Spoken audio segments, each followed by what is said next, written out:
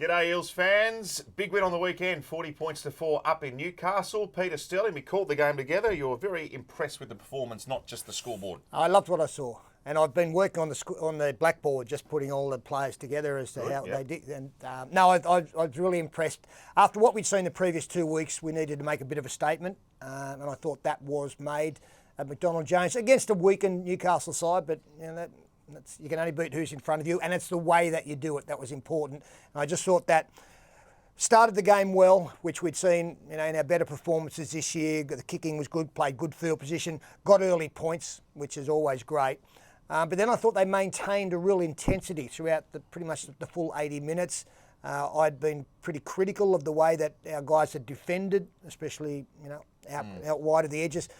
I think it was clear that they'd worked hard on that. We saw much more up and slide defence using that sideline that I was talking about. I'm not saying that it was because of that, but I think that they realised that there was a problem there and they worked hard on it, and I thought they rectified it really well. So good, strong performance. Disappointed that they conceded a late try, but after what we'd seen the previous 2 weeks, I just thought everybody went up there with a good, intense attitude, and that was borne out for the full 80 minutes.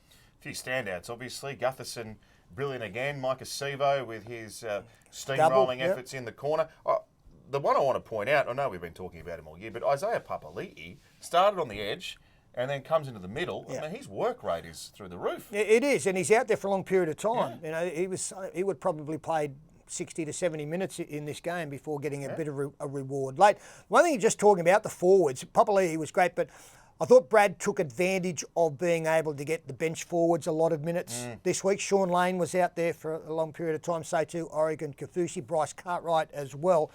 So I thought that he managed the squad particularly well, and got the guys when the game was going along nicely and basically we had control of it, that he was able to get players who maybe don't get as many minutes as he would like every week out there under those circumstances. So some really good coaching in that regard as well. Early mark for Mitch Moses. They say it's precautionary because of the calf. And Reid Marnie, it was looking a bit scary there at one stage. Fingers crossed, of course, for Para fans, but not a pec injury, a shoulder injury. And the early suggestions are maybe 2-3 weeks out. Well, apart from the victory, the best news to come out of this was that Reid is not going to be on the sideline for an extended period, it would appear. I thought it was a pectoral.